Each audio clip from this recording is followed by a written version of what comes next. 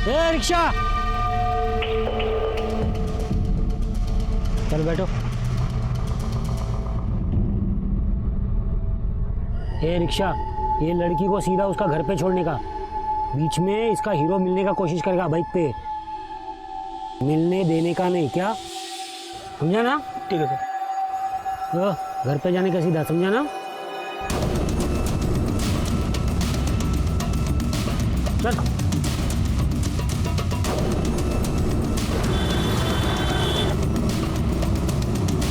अरे सिस्टर, आपको बहुत टेंशन हो रहा है, एकदम देखिए पसीना पसीना हो गई हो। ये लीजिए पानी पीजिए।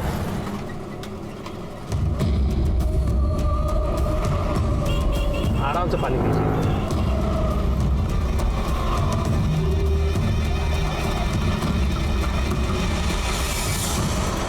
मीना, तू कैसी बाहर है? 4 दिन पहले तू बच्ची को मेरे पास छोड़कर गई और तू गायब है। मैं तो आज सुबह ही अपनी बच्ची को आपके पास छोड़ के गई थी ना।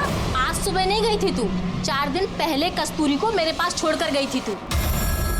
अगर मैं आपसे कहूं कि आपके जिंदगी के 4 दिन गायब है और आपको मालूम भी नहीं, तो आपको यकीन होगा? नहीं, या तो लगेगा आपको ये मजाक है या तो प्रैंक। नमस्कार, मैं सीनियर इंस्पेक्टर सुनील केलकर आप सबका स्वागत करता हूं क्राइम पेट्रोल दस्तक के इस भाग में। उस वक्त मेरी पोस्टिंग अलीबाग के थाना में थी और मेरे पास 2 केस आ गए। एक केस में लड़की का मर्डर हो चुका था और दूसरे केस में एक लड़की गायब थी 4 दिनों से। जब इन दोनों केस का सच हमारे सामने आया तो हमारे होश उड़ गए। गोविंद, अरे कस्तूरी रो रही है, देख ना उसको।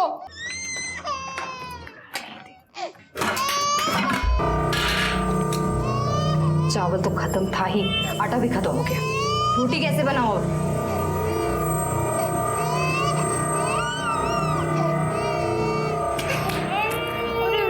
गोविंद, बच्ची रो रही है। आटा खत्म हो गया। इसको कान में घुसने से, मोबाइल में घुसे रहने से घर नहीं चलता, खाने को रोटी तक नहीं है। मैं कब तक लोगों से उधार मांग मांग के घर चलाऊंगी? एड़ी है क्या रे तू? हाँ, काय तो चिल्ला रही बेटी के सामने? तेरे को भी पता ना मैं काम ढूंढ रहा हूँ। हाँ, अब नहीं मिल रहा तो मैं क्या करूँ? किससे काम मिलेगा तेरे को? तू जा अपना काम कर, जा। घर में खाना नहीं बोल के मेरा दिमाग मत खा। जा अपना काम कर। कैसा बेशर्म आदमी है, इसको तो किसी बात पे फर्क ही नहीं पड़ता। कसूर उसका नहीं, मेरा ही है। साली मेरी ही किस्मत खुलती है।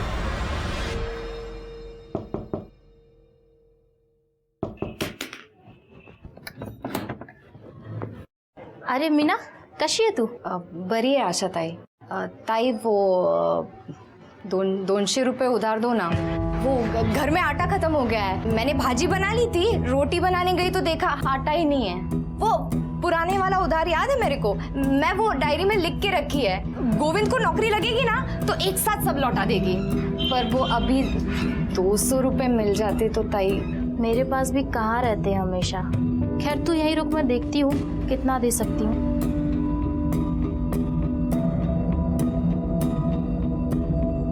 मीना, तू गोविंद को बोलती क्यों नहीं है कि वो कुछ काम वाम करे?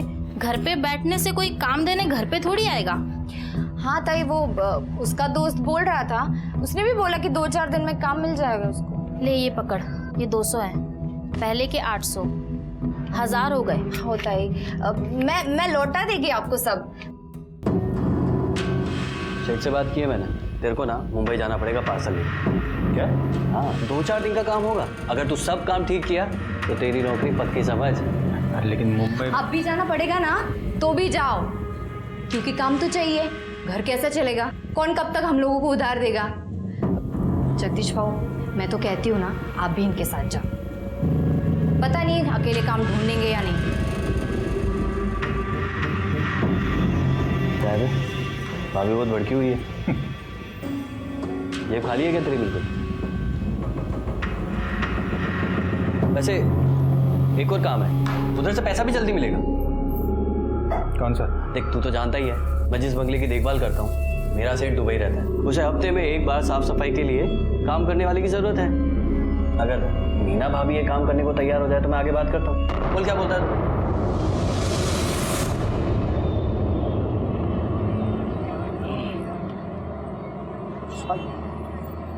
क्या क्या काम पकड़ा है तूने? ज्यादा कुछ नहीं है ताई, हफ्ते में एक दिन वो बंगले की साफ सफाई करनी है। अभी जाती हूँ और शाम को वापस आ जाऊंगी। ताई ये रो रही है, इसको थोड़ा खाना दे देना, ठीक है? इसमें इसका खाना है, दूध है, सब कुछ है। आप इसको संभाल लेना, शाम तक मैं आती हूँ। इसका टेंशन मत करिए, घर पे ही है। कस्तूरी और मैं बहुत मजे करेंगे। तू जा काम कर।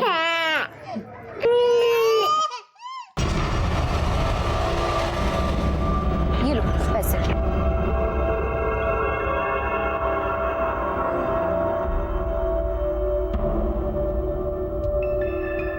अरे बाप रे बाप, कितना बड़ा घर है ये।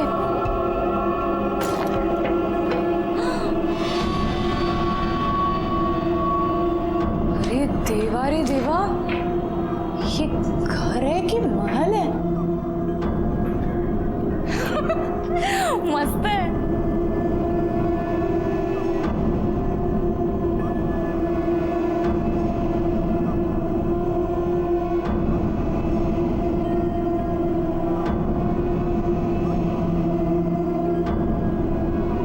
कितना मस्त टीवी है।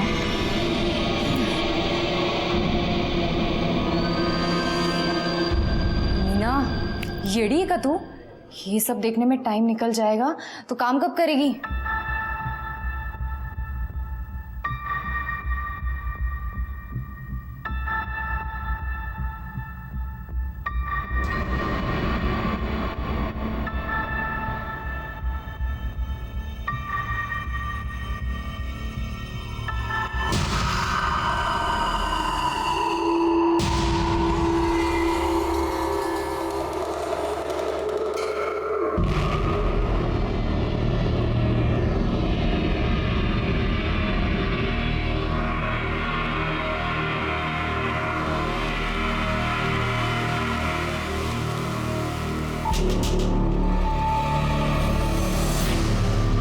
अरे बाप रे, रात हो गई।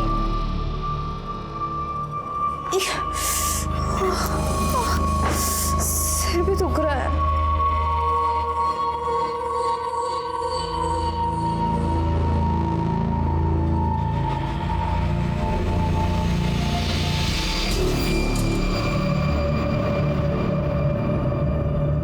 मीना, तू कैसी बाहर है?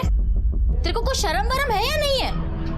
मैंने ऐसा क्या कर दिया? 4 दिन पहले तू बच्ची को मेरे पास छोड़कर गई और तू गायब है। 4 दिन? 4 दिन कैसे हुए? मैं तो आज सुबह ही अपनी बच्ची को आपके पास छोड़ के गई थी ना। दिमाग खराब है क्या तेरा? आज सुबह नहीं गई थी तू, 4 दिन पहले कस्तूरी को मेरे पास छोड़कर गई थी तू। 4 दिन? और कितना फोन किया मैंने तुझे, तेरा फोन ही नहीं लग रहा था। तेरा मर्द आया मुंबई से अभी दोपहर में और शाम को बच्ची को लेकर गया। पागलों की तरह ढूंढ रहा है वो तुझे। ये पैसा किधर से आया? हाँ? कहाँ से लाया पैसा? हाँ? 2000 रुपया? हाँ? कहाँ से आया है 2000 रुपया? सॉरी, मेरे पीछे अभी ये धंधा शुरू किया तूने? बंगला साफ करने गई थी या पैसा कमाने गई थी तू? बोल कहाँ से आया पैसा? आई शपथ गोविंद, मेरे को कुछ भी याद नहीं आ रहा। और समझ में ही नहीं आ रहा कि 4 दिन कैसे हो गए। आज सुबह ही तो बंगले पे गई थी मैं। अरे ये ना समझा क्या मेरे को तू? हाँ? 4 दिन के बाद तू लौटेगी और कुछ भी बोलेगी मेरे को और मैं यकीन कर लूंगा। नहीं, तेरे को अभी ऐसा नहीं याद आएगा। तेरी सारी चर्बी निकालता हूं मैं, तब तेरे को बराबर याद आएगा। बता मेरे को किधर से आया पैसा? मुझे सचमुच कुछ याद नहीं आ रहा है। याद नहीं है? नहीं। हाँ? पर मुझे समझ आ गया कि मेरे साथ कुछ तो गलत हुआ है उधर। क्या गलत हुआ तेरे साथ? मतलब जब मैं सो के उठी ना, तब मेरे कपड़े ठीक नहीं थे। मुझे लगता है कि कोई तो जबरदस्ती किया है मेरे साथ। कुछ तो भी किया है मेरे साथ। गोविंद, मुझे ना पुलिस स्टेशन लेके चलना, मेरे को कंप्लेंट लिखवानी। चुप सारी, मुंह काला करके आ रही है। हाँ? और मेरे को झूठी कहानी बोल रही है तू? नहीं। कंप्लेंट करेगी, इधर ही पड़ी रहना, बाहर निकलेगी ना तो तेरी जान दे दूंगा मैं, समझे ना?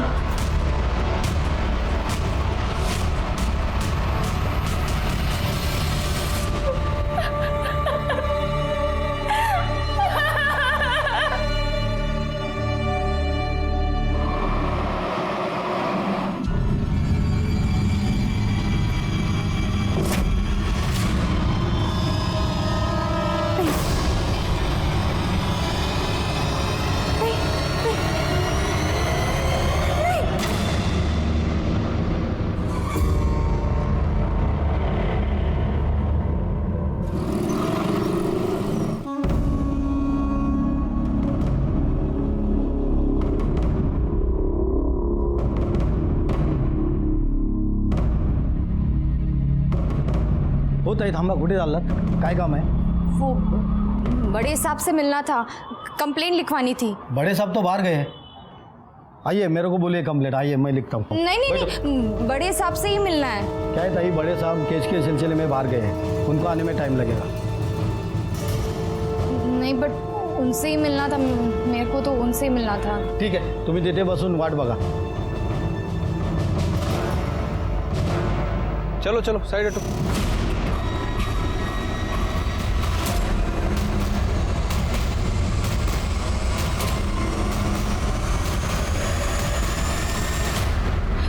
नमस्कार साहेब। सर, ये औरत कंप्लेंट लिखवाना चाहती है। वो काय मुहूर्त बघताय? लिहून घ्या। जी सर, मैंने उनको बोला कि मैं कंप्लेंट लिखवा दूँ, पर वो आपका इंतज़ार कर रहे हैं, आपको ही मिलना चाह रहे हैं। हाँ बताइए, क्या कंप्लेंट है आपकी?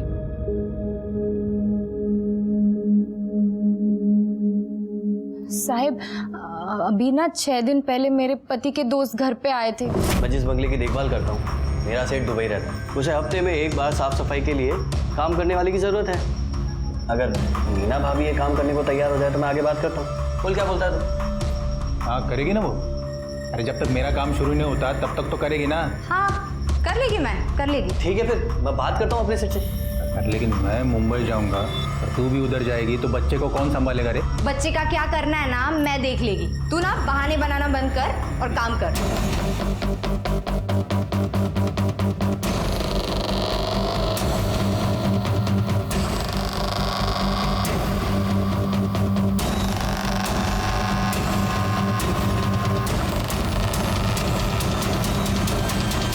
आज सुबह नहीं गई थी तू? 4 दिन पहले कस्तूरी को मेरे पास छोड़कर गई थी तू। कहाँ से आया है 2000 रुपया? मेरे को कोई सुई लगाया था, कोई लाल कमीज वाला आदमी था, उसका चेहरा याद नहीं मेरे को, और एक खाकी वर्दी कोई तो आदमी था उसके साथ।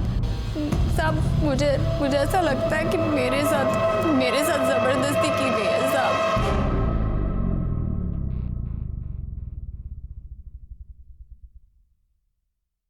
पिछले 4 दिनों से आप कहाँ थी? आपको कुछ याद नहीं? नहीं साहब। आपके साथ 4 दिनों में क्या हुआ वो भी कुछ याद नहीं? नहीं।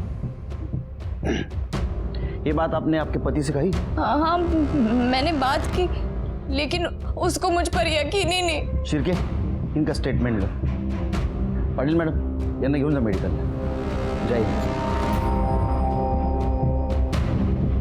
शिर्के, इसके पति को और बेंगलोर का केयरटेकर जगदीश को बुलाओ। ठीक है सर। एक केस को डिस्कस करते हुए हम पुलिस स्टेशन में जा ही रहे थे कि दूसरा केस सामने आ गया। एक केस था लड़की के मर्डर का और दूसरा केस था मीना का, जिसके जिंदगी से 4 दिन गायब थे। हाँ, 4 दिन गायब थे और उन 4 दिनों में उसके साथ क्या हुआ है उसे कुछ याद नहीं था। सिर्फ धुंधला सा याद आ रहा था कि उसके साथ रेप हुआ है। कितना भयानक है, एक लड़की के जिंदगी से 4 दिन गायब हो जाना, हम सोच भी नहीं सकते। शुरू में लग रहा था कि ये दोनों केस अलग हैं, लेकिन जैसे जैसे हम केस की जड़ तक जहां पहुंचे तो समझ में आया कि दोनों केस एक दूसरे से जुड़े हैं और इसके जुड़ने की वजह बहुत ही घटिया और घिनौनी थी। साहब, मैं ही वो बंगले की देखभाल करता हूँ और मीना भाभी को मैंने ही वहाँ काम पे लगवाया था। तो तेरे को पता होगा ना वहाँ कौन आता है, कौन जाता है, क्या चलता है? साहब, मैं ही सुबह शाम आता जाता हूँ नज़र मारने, और सेठ तो दुबई में है। 2-4 साल में कभी कभार आए तो आए, नहीं तो नहीं आते, और कोई नहीं आता जाता नहीं है। तो वो 4 दिनों में मीना वहाँ नहीं दिखाई दी तुझे कभी? साहब, मैं और गोविंद मुंबई में थे 4 दिन से, इसके काम के सिलसिले में ही गए थे, और वो तो गोविंद को पैसे और काम दोनों की ज़रूरत है, इसलिए मीना भाभी को साफ़ सफाई के लिए मैंने वहाँ लगवाया था। अब मुझे पता होता कि मैं ही फंसूंगा तो मैं ऐसा कभी नहीं करता साहब।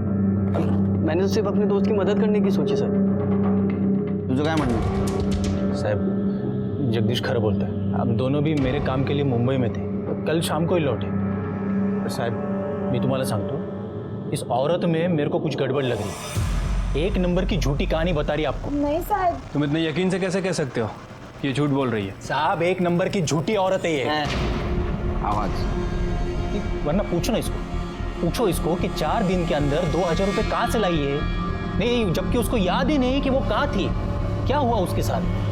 सर, वो सब कुछ तो उसको धुंधला याद है, पर 2000 रुपये कहाँ से आया यही याद नहीं। झूठी है सर, ये झूठी। आवाज खाली सांगितलं ना, सच क्या है झूठ क्या हम पता करेंगे।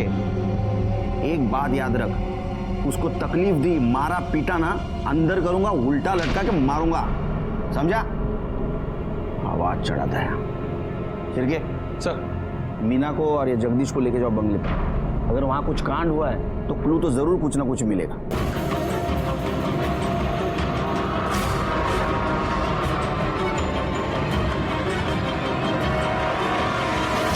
सर अंदर कुछ नहीं मिला।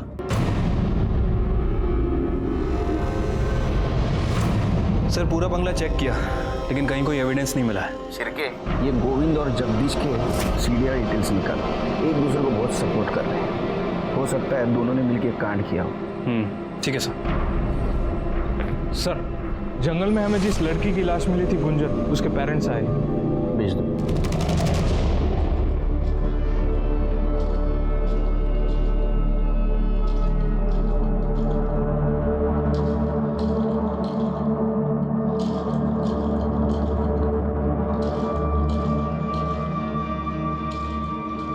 पेडणेकर साहेब, तुमची मुलगी 4 दिवसांपासून गायब होती और आपने मिसिंग कंप्लेंट तक नहीं लिखवाई, क्यों? पहले थोड़ी पढ़ा लिया ऐसा है, मतलब इससे पहले 10 बार भाग चुकी है। हमें लगा कि हर बार की तरह इस बार भी वापस आ जाएगी। आई एम सॉरी, लेकिन आपके पास देख के बिल्कुल नहीं लगता कि आपकी लड़की या आपकी बहन मर चुकी है। बिल्कुल बिल्कुल दुखी नजर नहीं आते आप। वो इसलिए क्योंकि हमें पता था कि उसके साथ एक न एक दिन ऐसा कुछ होने वाला है। बहुत समझाया था उसे, एक नहीं सुनी उसने। हमेशा अपनी जिद पूरी करनी होती थी उससे, ये उसी जिद का नतीजा है।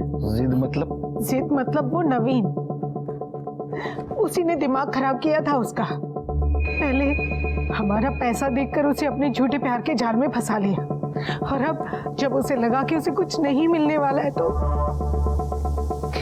मार दिया हमारी बच्ची को। ये नवीन का एड्रेस या फोन नंबर है आपके पास? नवीन? जी सर। इसे जानते हो? सर ये मेरी फ्रेंड गुंजन है सर। फ्रेंड या गर्लफ्रेंड? सर लेकिन आप ये सब क्यों पूछ रहे हो सर? हुआ क्या है सर? उसकी डेड बॉडी मिली हमें। क्या सर? नहीं सर, ऐसे मत बोलिए सर। सर मेरी गुंजन नहीं मर सकती। बैठो। नहीं सर। बैठो बैठो।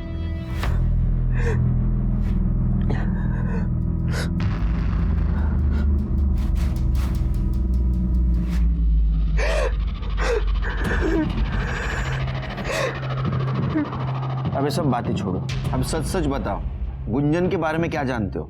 सर मैं उससे सर पहली बार कॉलेज में मिला। पहले हमारी दोस्ती हुई सर, फिर उसके बाद हम दोनों एक दूसरे को पसंद करने लगे। लेकिन सर गुंजन के घर वाले मुझे पसंद नहीं करते। कॉलेज खत्म हुआ तो फिर हम उसके घर वालों से छुप के बाहर मिलने लगे।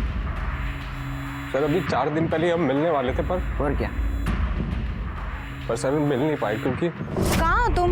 मैं कब से तुम्हारा वेट कर रही हूँ। अरे यार मैं ये श्रेयस होटल, बाइक पंचर हो गई है। अरे तो तुम्हें तो 1 घंटा लगेगा यहाँ आने में। एक काम करते हैं, हाँ। जेएम कॉलेज के पीछे मिलते हैं। तुम वहाँ से और मैं यहाँ से, दोनों आधे घंटे में पहुँच जाएंगे। चलो ठीक है, मैं आता हूँ। सर मैंने जेएम कॉलेज के पीछे उसका 2 घंटे तक वेट किया, लेकिन सर वो नहीं आई और उसका फ़ोन भी स्विच ऑफ आ रहा था। फिर सर मैं वेट करके अपने घर चला गया। क्यों? तुमने कोशिश नहीं की जानने की वो क्यों नहीं आई? नहीं सर, मुझे लगा कि उसको लेट हो रहा होगा तो वो अपने घर चली गई हो।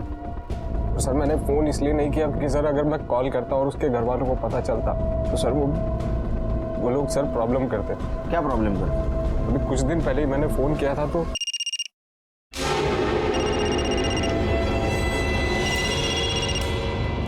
डार्लिंग तुम 2 मिनट और फ़ोन ना उठाती ना तो मेरी जान निकल जाती। जान तो मैं वैसे भी तुम्हारी ले लूंगा अगर गुंजन का पीछा नहीं छोड़ा तो।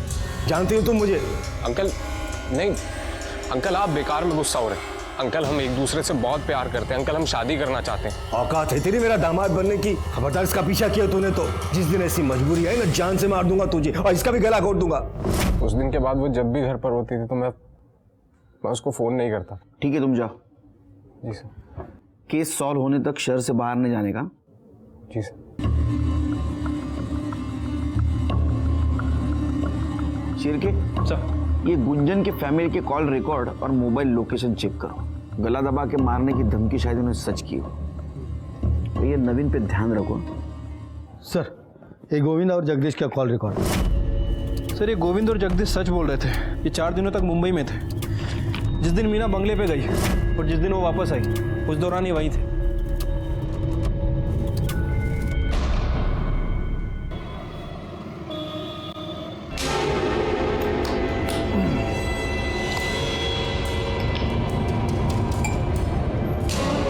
कमल पी।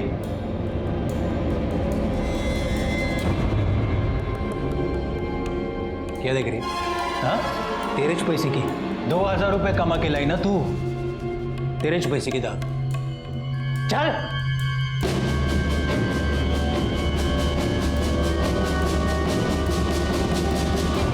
ए, तू क्या देख रहा है? हाँ, पसंद है तेरे को? चाहिए तेरे को? हाँ? अरे चाहिए तो बोलना मेरे को। अरे नहीं बाबू, कैसे बात कर रहे हो आप? लगता है आपको दारू चढ़ गई है। अरे शर्मा क्यों रहा है कमल? तेरे को चाहिए ना तो मेरे को बोल। सिर्फ 2000 रुपए देने का और रात भर मजा लेने का इसके। हो काय बोलता है तुम्ही? अरे नहीं बाबू, नहीं चाहिए मुझे। अरे 200 रुपए सिर्फ।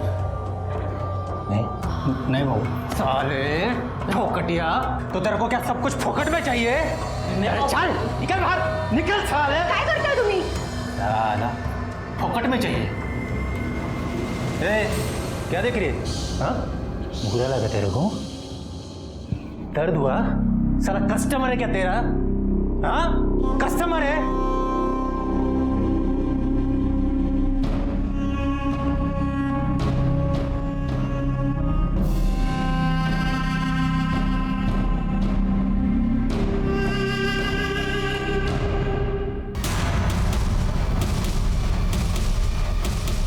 नवीन और गुंजन के रिलेशनशिप से आपको क्या प्रॉब्लम थी?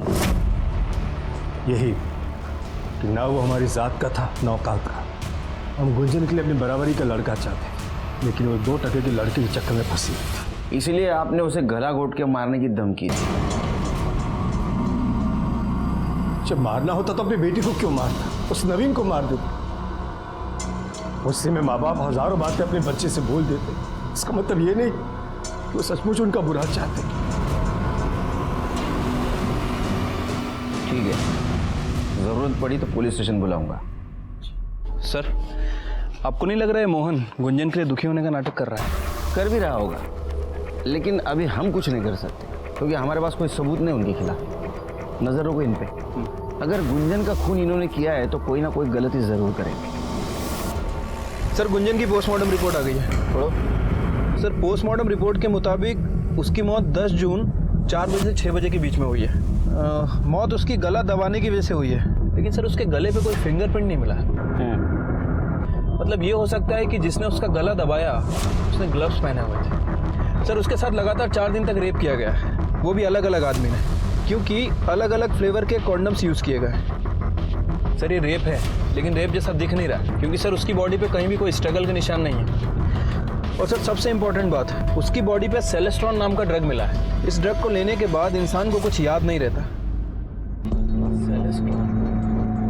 सर इसी तरह का ड्रग हमें मीना की मेडिकल रिपोर्ट में ही मिला था, इसीलिए शायद उसे भी कुछ याद नहीं था कि वो 4 दिन तक कहाँ थी और उसके साथ क्या हुआ। श्री कुछ समझ में नहीं आ रहा है। ये गुंजन 4 दिन गायब थी, मीना भी 4 दिन गायब थी। गुंजन को ड्रग दिया गया था, मीना को भी ड्रग दिया गया था। गुंजन के साथ 4 लोगों ने रेप किया था और मीना को जितना याद है उसका कहना है कि 2 जन थे। फर्क सिर्फ इतना है, गुंजन को मार दिया और मीना को जिंदा छोड़ा।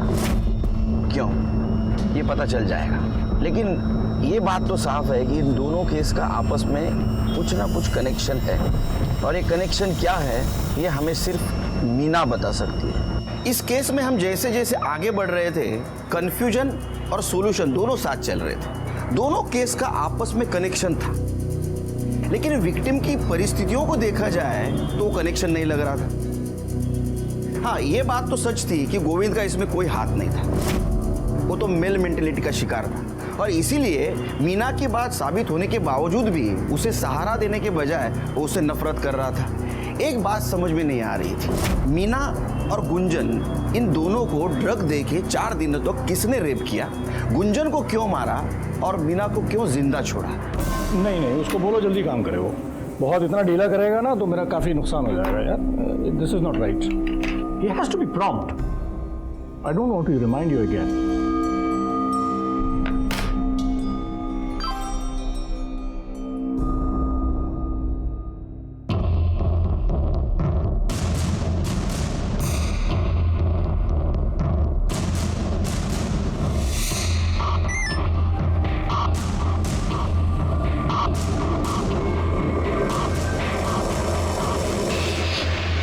देखिए कोई मेजर प्रॉब्लम नहीं है, बस ये मौसम चेंज हुआ है उसकी वजह से थोड़ा कुछ प्रॉब्लम है। आप चिंता मत करें, सब ठीक हो जाएगा। आप बैठिए। सिस्टर,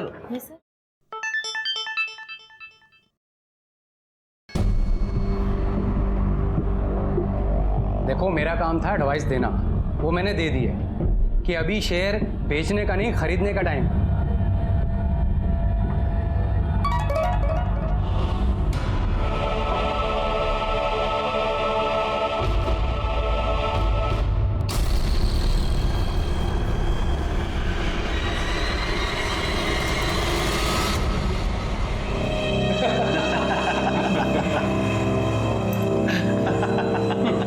अरे भाई कल तो अजीत ने बोली ही 25,000 से शुरू की। लगता है भाभी जी में वो दम नहीं रहा, बहुत बेसब्री से इंतजार कर रहा था बटरफ्लाई का। अबे मेरी छोड़, अपनी सोच। मेरे पास तो स्टेफनी है, पर तू तो ऐसे ही मरेगा। और मैंने कब रोका है तुझे? जितनी हिम्मत हो बोली लगा ले। ठीक है, चलो फिर लगाते हैं 40,000। 40,000, 60,000। कोई है इससे ऊपर बोलने वाला? बोलो। क्यों राजन भाई, क्या बात है? आजकल धंधा कुछ मंदा चल रहा है, हाँ तो आपने बोली नहीं लगाई। 75,000। चलिए राजन भाई, बटरफ्लाई पे सबसे पहला हक आपका। तो इसी बात पे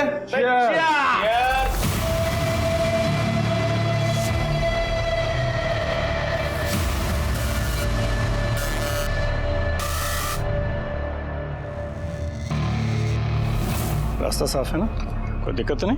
आज तक अभी हुई है?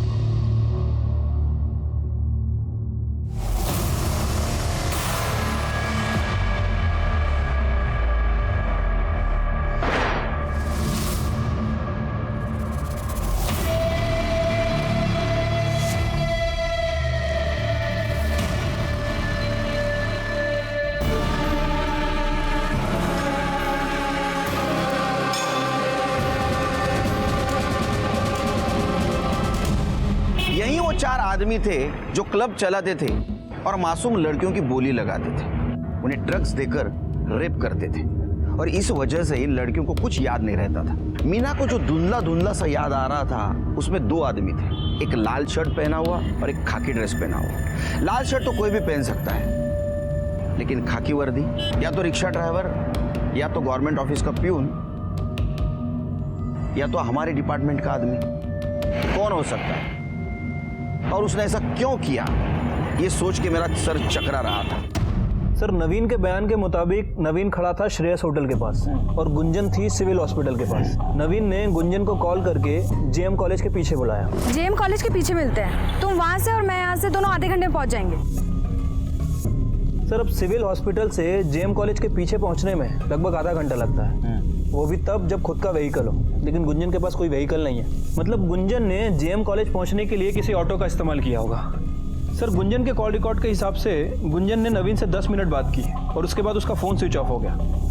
मतलब ये गुंजन जेएम कॉलेज के लिए निकली तो थी, लेकिन वहाँ पहुँची नहीं। कहाँ गई होगी सर? शिरके, इस रूट पे कितने रिक्शा चलते हैं देखो, उनके ड्राइवर कौन है आरटीओ से पता करो, और हाँ इस मीना से क्रॉस वेरीफाई करो, देखो किसी ड्राइवर को पहचान दी है क्या जिसने उसे बंगले तक छोड़ा था, क्योंकि गुंजन और मीना की केस हिस्ट्री ऑलमोस्ट सेम है। ठीक है सर। सर, गुंजन का बॉयफ्रेंड नवीन आपसे मिलना चाहता है। बोला, तुम्हें इतने दिनों के बाद याद आया कि गुंजन के मर्डर में उसके फैमिली का हाथ हो सकता है? सर, शक तो मुझे पहले से ही था, लेकिन सर उस दिन मुझे ये बात याद ही नहीं आई, वरना सर मैं आपको बता देता। आप लोगों को ये बात समझ में नहीं आती? मेरी लाइफ मेरी है, आपने मेरे फोन को हाथ भी कैसे लगाए? ये मेरी पर्सनल चीज है, आप इसे नहीं छू सकती। तू हमारी इज्जत को मिट्टी में मिलाती रहे और हम तेरा फोन भी नहीं छू सकती। कितनी बार कहा है उस कमीने से दूर आकर, वो हमारी बिरादरी का नहीं है, उसकी तो जात भी हमारी। जात बिरादरी ये सब आपके लिए मायने रखती होगी, ये सब मैं नहीं मानती। मान तो तू भी जाएगी, बस मनवाना पड़ेगा तुझे। मैं क्या छोटी बच्ची हूँ जो आपकी धमकियों से डर जाऊंगी? सर ये सब मुझे गुंजन ने ही फोन पर बताया, और सर कुछ टाइम बाद तो उन्होंने उसका फोन भी छीन लिया गया था। सर बहुत दिन तक हमारी बात नहीं हुई, तो फिर सर मुझसे रहा नहीं गया, और सर मैं हिम्मत जुटा के उससे मिलने उसके घर पर चला गया। चल गया ऐसे। देख आखिरी बार बोल रहा हूँ, दूर रहे उससे, वरना तुझे ही नहीं उसे भी जान से मार डालूंगा। आई बात समझ? चल निकल। मुझे पता है तुम लोग उसे मारते पीटते हो, अंदर रूम में बंद करके रखा तुमने, छोड़ूंगा नहीं मैं तुम्हें, तुम्हारी पुलिस में रिपोर्ट करूंगा मैं। चल निकल। सर वो लोग बहुत पुराने ख्यालों के लोग, वो लोग जात बिरादरी के नाम पर सर कुछ भी कर सकते हैं। सर मुझे पक्का यकीन है कि उन्होंने ही मेरी गुंजन को मारा। नवीन के बयान के मुताबिक ये मामला ऑनर किलिंग का है शिरकी। सर मुझे लगता है कि हमें गुंजन की फैमिली से एक बार अपने तरीके से पूछताछ करनी चाहिए। नहीं शिरकी, तुम एक बात भूल रहे हो। देखो गुंजन 4 दिन तक गायब थी, 4 दिन अलग अलग लोगों ने उसके ऊपर रेप किया और 4 दिन के बाद मारा। फैमिली ऐसा क्यों करे? वो तो उसी दिन मार देती। एक बाप अपनी ही बेटी को ड्रग देकर 4 अलग अलग लोगों से रेप क्यों करवाता? देखो सिर्फ मीना और गुंजन का केस सेम है, लेकिन मीना का गुंजन की फैमिली से कोई कनेक्शन नहीं। इसका मतलब इसमें कोई और इन्वॉल्व है, और हमें ये तभी पता चल सकता है जब हमें ये पता लगेगा कि गुंजन जिस ऑटो में गई थी जेएम कॉलेज के पीछे, वो ऑटो किसका था। सर आरटीओ से लिस्ट आ गई है। सर ऐसे 70 ऑटो हैं जो इस एरिया में रजिस्टर्ड हैं। मतलब हो सकता है कि 70 से 90 ऑटो उस रूट पर चलते होंगे। सर इनमें से ये एक ऑटो है जो उस वक्त वहाँ से गुजरा था। यहाँ पे गुंजन का फ़ोन भी स्विच ऑफ हुआ था, और सर इसके ड्राइवर की लोकेशन मर्डर स्पॉट से भी मैच करती है। क्या नाम है इस ड्राइवर का? सर राम ज्ञानी मिश्रा। लेके आओ उसको।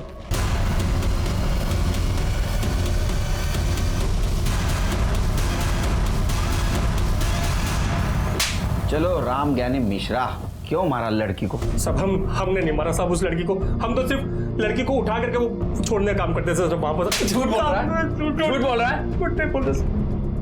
अब शुरू से बता, कैसे उठाता था लड़की को? वो साहब हम रिक्शा चलाते साहब, तो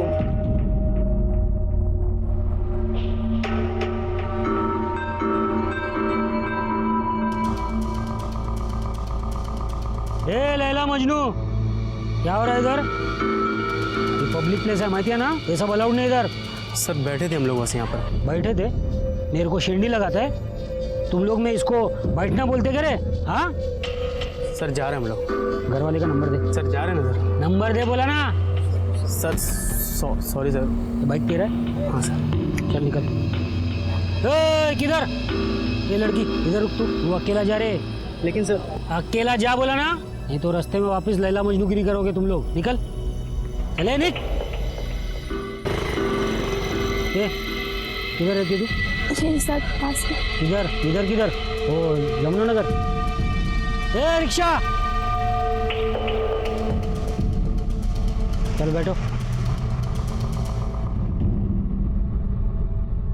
ए रिक्शा, ये लड़की को सीधा उसका घर पे छोड़ने का, बीच में इसका हीरो मिलने का कोशिश करेगा बाइक पे, मिलने देने का नहीं। क्या समझा ना? ठीक है सर। घर पे जाने का सीधा, समझा ना? चल।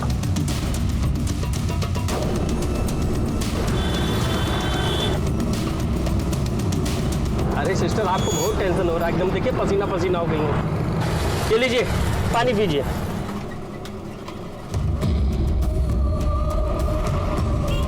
आराम से पानी पीजिए।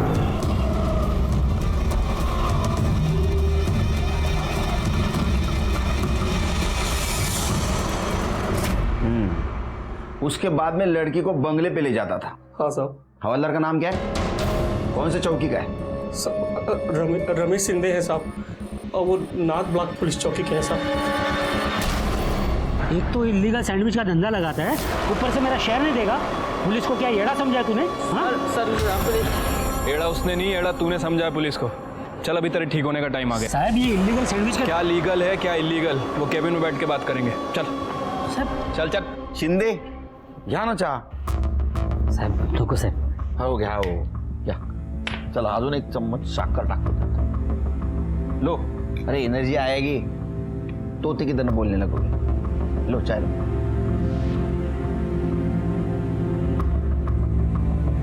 आ गई एनर्जी, बोलो. बुलवाना पड़ेगा. शिरके चलो इनका स्वागत करो. शिकायत का मौका नहीं मिलना चाहिए. हो साहब. सब मारो नका साहब. रिक्शा वाले मिश्रा ने जहां लड़की को छोड़ा था वहीं तुम्हारा मोबाइल लोकेशन मिला है. आधी कहानी उसने बताई, आगे वाले तुम बताओ. साहब वो रिक्शा वाला एकदम झूठा है साहब. उसको रूल तोड़ दिया, पकड़ा ना मैंने बहुत बार, इसलिए खुन्नस निकाला साहब. फंसाने की कोशिश कर रहा है मेरे को. अरे पुलिस वाला है शिरके, सबूत मांगेगा वो. हाँ पाटिल मैडम सबूत लेके आओ.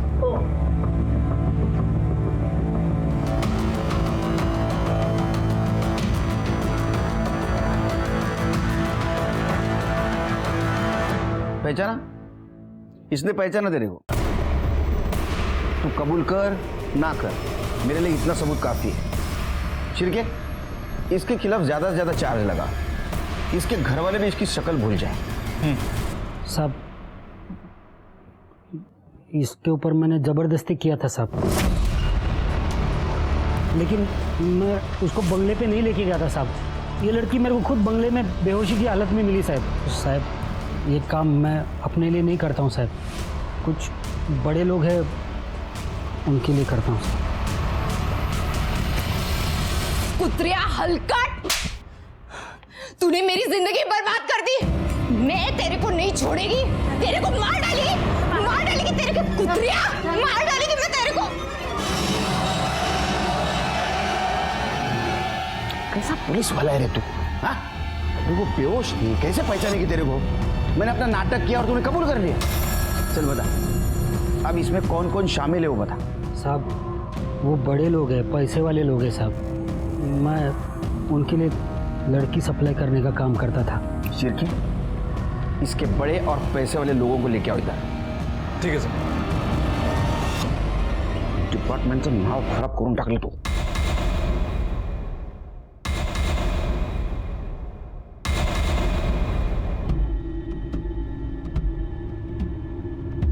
इंस्पेक्टर साहब, इसके पहले कि आप मेरे क्लाइंट्स को परेशान करें, मैं कुछ बताना चाहता हूँ.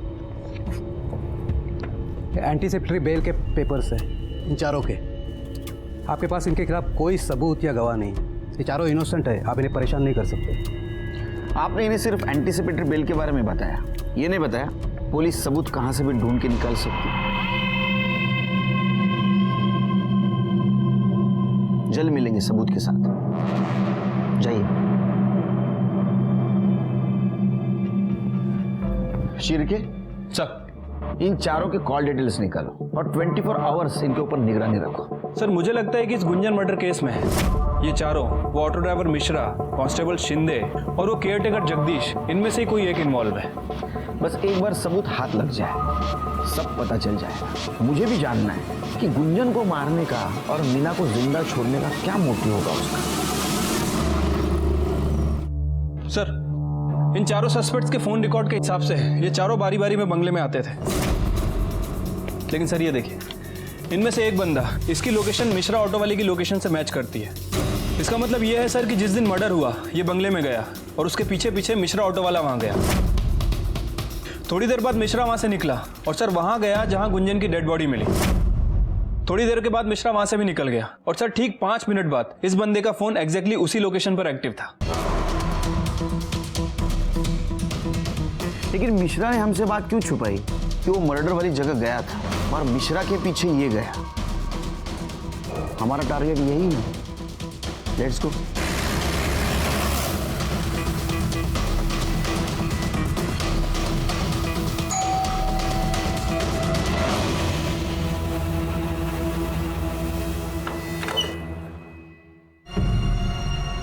आप यहां? ये घर आपका नहीं है? जी नहीं, ये घर मेरे छोटे भाई अजीत का है. कल उसने गुंजन की आत्मा की शांति के लिए हवन रखा था, इसलिए आए थे. पर आप लोग यहाँ? हमने अजीत की आत्मा की शांति के लिए हवन रखा है. बुलाएंगे उसे? कौन है भाई साहब? मैं हूं केलकर गुरुजी। चले पुलिस स्टेशन, आपकी आत्मा की शांति के लिए हवन रखा। चलो शुरू करो। सर वो हम 4 दोस्तों का एक ग्रुप है, हमने एक क्लब बनाया हुआ है, उसमें हवलदार शिंदे हमें लड़कियां सप्लाई करता था। जब भी उसे कोई लड़की मिल जाती थी तो वो हमें मैसेज करता था कि बटरफ्लाई हैज़ अराइव्ड। फिर हम चारों दोस्त मिलकर उस लड़की के लिए बोली लगाते थे। जो भी सबसे ज़्यादा बोली लगाता था वो सबसे पहले उस लड़की के साथ मज़े लेता था, और जो सबसे कम बोली लगाता था उसका नंबर सबसे बाद में। तुम्हें वो लड़कियां वो ऑटो ड्राइवर मिश्रा सप्लाई करता था? सर वो लड़कियों को बंगले पे छोड़ जाता था, फिर हम उसे डॉक्टर हरीश की दी हुई ड्रग देते थे। उससे वो लड़की बेहोश हो जाती थी और जब उसे होश आता था तो उसे कुछ याद नहीं रहता था। सर इस बार मेरी बोली सबसे कम थी, इसलिए मेरा नंबर चौथे दिन ही आया। जब मैं वहाँ पहुँचा तो मैंने देखा कि अरे शिंदे ने तो कहा था लड़की है, पर ये तो औरत है। चलो कोई बात नहीं।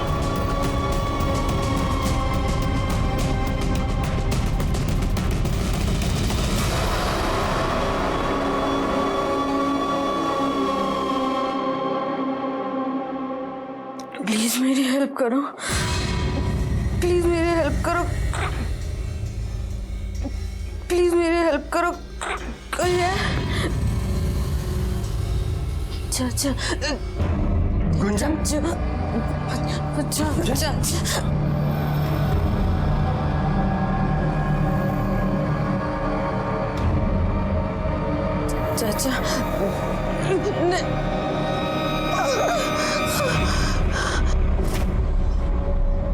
तुमने अपने भतीजी के साथ वही किया जो उन तीनों ने किया? नहीं सर, वो मेरी भतीजी थी, मेरी बेटी जैसी। अरे फिर तेरी बेटी जैसी भतीजी को इंजेक्शन क्यों दिया? उसने मुझे पहचान लिया था और मुझे डर था कि कहीं वो मेरे बारे में किसी को बता नहीं दे। फिर मैंने ऑटो वाले मिश्रा को बुलाया और उसे कहा कि गुंजन को जंगल में कहीं छोड़ आए।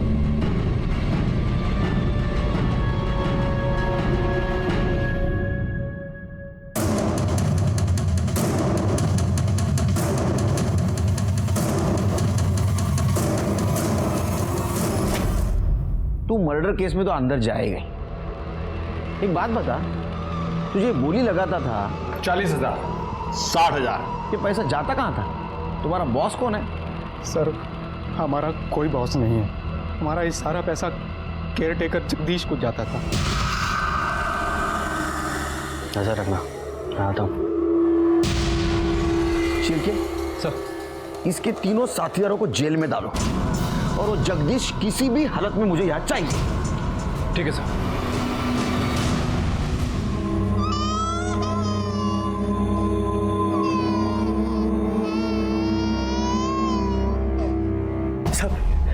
सब बताता हूँ साहब। मेरा सेठ दुबई में रहता है, 2-4 साल में एक बार ही आता है। मैंने सोचा सर इसका फायदा उठाऊं और पैसे कमा लूं। तुम्हारी इस पैसों की लालच की वजह से कितने मासूम लड़कियों की जिंदगी बर्बाद हुई पता है तुम्हें? अब सड़ो जिंदगी भर जेल में। बहुत बुरा लग रहा है। आजकल अपने सोसाइटी की हालत बहुत खराब होते जा रही है। जानवर और इंसान में का फासला कम होते जा रहा है। इन 4 लोगों ने अपने मजे के लिए न जाने कितनी लड़कियों की जिंदगी बर्बाद की होगी। ऑटो वाला मिश्रा, हवलदार शिंदे और जगदीश भी उसमें शामिल था। जगदीश अपना बंगला इन घिनौनी हरकतों के लिए भाड़े पे देता था और अच्छे पैसे लेता था। इस केस में दस्तक विक्टिम के लिए नहीं थी, दस्तक उन लोगों के लिए थी जिनके मन में ऐसी घिनौनी इच्छा है और जो मासूम लड़कियों की जिंदगी बर्बाद करना चाहते हैं। उन्होंने दस्तक नहीं सुनी और उसका नतीजा आपके सामने। मैं सीनियर इंस्पेक्टर सुनील केलकर आप सबसे विदा लेता हूं। फिर मिलेंगे अगले एपिसोड में। तब तक के लिए सतर्क रहिए, देखते रहिए क्राइम पेट्रोल दस्तक। मकसद बताना नहीं, बचाना है। जय हिंद।